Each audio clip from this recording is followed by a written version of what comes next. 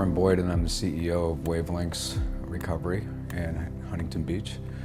I suffered from the disease a great deal at a young age, and at 22 years old I was incarcerated and given a 16-year sentence for some things that I barely remembered. And I sought treatment, but I actually, at the point of all that behavior, couldn't see clear enough to find it. As dysfunctional as I was, it was still shocking to me that none of my family wanted me around. I was too volatile and dangerous to be around them.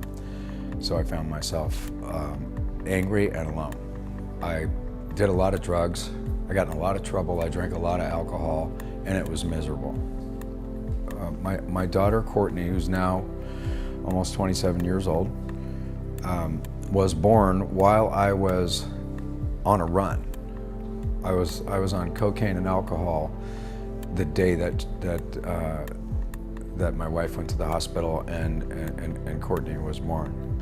I made it to the hospital, and she was born, and it was the most amazing thing. She was pink and the room was luminescent white, and it wasn't about me anymore. That's where the change came in, and I decided, maybe somebody else decided for me, but at that point, what happened was I decided to give it up.